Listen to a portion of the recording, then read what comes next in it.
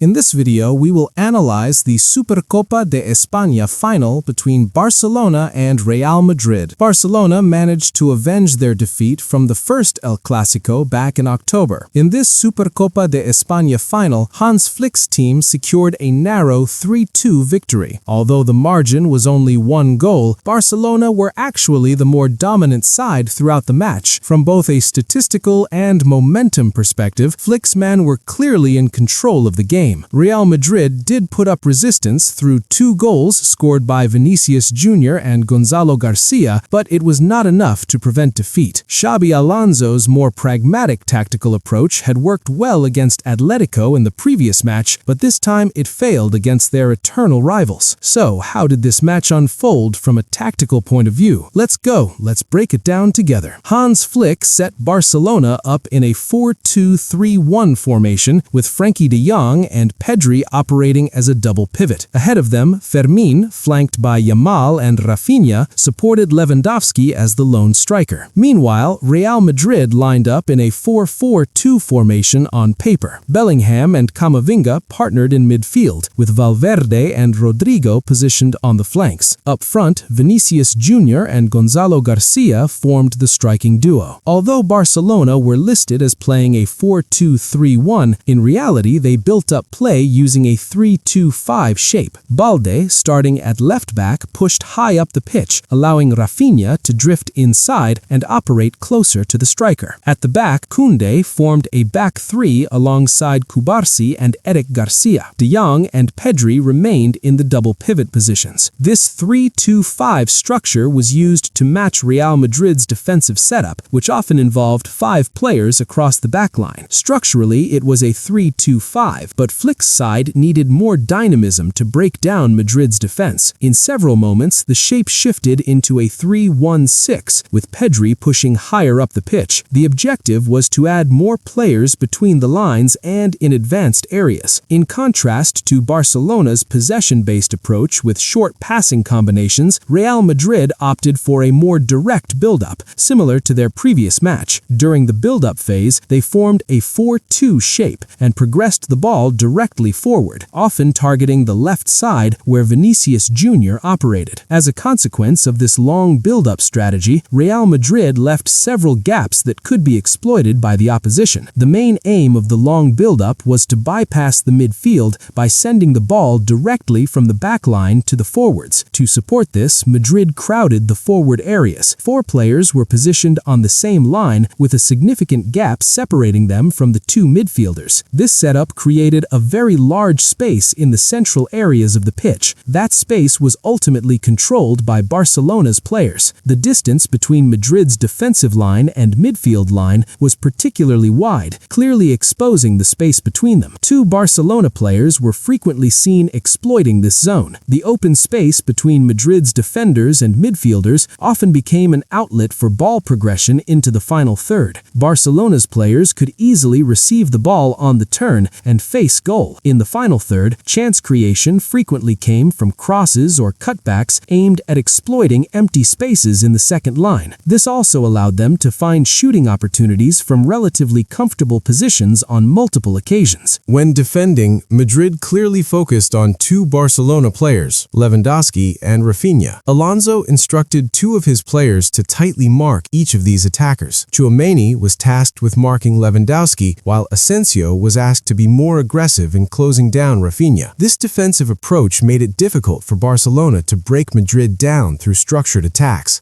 As an alternative, transition moments became a key phase for both teams to score goals, and Barcelona capitalized first. The situation began with Madrid attempting to build up play from the back. However, their fullbacks were positioned too high, leaving the wide areas exposed. Fermín applied pressure and managed to intercept the ball. Rafinha reacted immediately as the turnover exposed the space left by Asensio. He received the ball and faced Tchouaméni, who attempted to close him down but failed to block Rafinha's stronger foot. The opportunity was taken perfectly as Rafinha fired the ball into the left corner of the goal to make it 1-0. After Barcelona successfully executed a transition attack, it was Real Madrid's turn to respond just before halftime. The move started with Barcelona's attack being broken up, after which Tchouaméni played a direct ball forward to Gonzalo Garcia. Madrid's false false 9, then directed the ball towards Vinicius on the left. There is no denying that this goal was the result of Vinicius's brilliant individual action as he dribbled past 3 players before slotting the ball past John Garcia to make it 1-1. Unfortunately for Madrid, the goal did not last long as Robert Lewandowski restored Barcelona's lead in the 3rd minute of stoppage time. In the build-up to this goal, Asensio was tightly marking Rafinha, and this situation was exploited by Pedri, who positioned himself between the lines to receive the ball. The ball was first played into Rafinha, who then laid it off to Pedri as the 3rd man. Pedri then slipped a through pass to Lewandowski, who made a run into the gap between Højlund and Tchouaméni. The finish itself was equally impressive, as Lewandowski directed the ball forward with a single touch, sending it over Courtois and into the net. Drama unfolded in first-half injury time. Madrid refused to give up, and in the 5th minute of added time, Gonzalo Garcia once again brought the score level. The goal also came from Madrid's long build-up pattern. This time, Courtois' long ball targeted the right side of Madrid's attack, where a chaotic situation was created before Bellingham managed to drive forward, forcing Garcia to clear the ball. From the resulting corner kick, Madrid were able to score. As the corner was delivered, Højlund was left unmarked and managed to get a header on target, which was initially blocked by Rafinha. However, Gonzalo Garcia reacted quickest to the rebound and finished it to make the score 2-2. After the break, Xabi Alonso made no significant tactical changes. He continued with the same approach as in the first half, while still looking to exploit transition moments. The substitutions he made were largely motivated by fitness considerations. Individual actions remained Alonso's main weapon, particularly through Vinicius, who nearly found the net again. Unfortunately for Madrid, the Brazilian's effort was blocked by the goalkeeper. He later attempted another promising shot from the left side, but once again it was safely handled by Garcia. This moment also highlighted how Barcelona continued to exploit the space between Madrid's lines. Bellingham was forced to foul De Jong right in front of the penalty area. However, Rafinha's free kick drifted wide of the target. Barcelona's cutback passes once again produced a dangerous opportunity. Jamal managed to get on the end of a delivery from Koundé, but Madrid were fortunate as Courtois reacted brilliantly to keep the ball out. Disaster finally struck for Madrid in the 73rd minute. In the build-up to the goal, Barcelona once again exploited the wide gaps between Madrid's defensive and midfield lines. A combination involving Olmo, Ferran, and Rafinha was eventually finished by the Brazilian attacker right on the edge of the penalty area. The ball took a deflection off Asensio, slightly changing its direction and deceiving Courtois. Barcelona went ahead 3-2. A frustrated Xabi Alonso attempted to respond by introducing several players, including Kylian Mbappe, despite the forward not being fully fit. Towards the end of the match, Barcelona were reduced to 10 men after De Jong was sent off by the referee for a dangerous foul on Mbappe. This forced Hans Flick to make a tactical adjustment, withdrawing Yamal and bringing on Araujo to add defensive solidity. Despite playing with 10 men, Barcelona still created a golden opportunity through a quick counterattack. Unfortunately, Rashford's finishing failed to hit the target. Just a minute later, Madrid had a chance of their own. Once again, the move began down the left side. Güler played a cutback into the middle, and Tchouaméni allowed the ball to run through to Carreras. Sadly for Madrid, the former Benfica defender's shot was too weak to trouble the goalkeeper. Madrid continued to push and created another chance in the dying moments. Following a corner situation, Mbappe delivered a cross from the left side of Madrid's attack. Asensio managed to head the ball, but the effort lacked power. Barcelona were eventually crowned champions of the 2025-2026 Spanish Super Cup after their 3-2 victory. This trophy marked Hans Flick's 4th title in just 1.5 years as Barcelona's head coach. Flick further reinforced his reputation as a final specialist, having won 8 out of 8 finals. Meanwhile, for Xabi Alonso, this was his first defeat against Barcelona, but it also represented Madrid's 5th loss in their last 5 matches against their rivals. Up next, both teams will compete in the Copa del Rey, with Real Madrid set to face Albacete, while Barcelona will take on Racing Santander.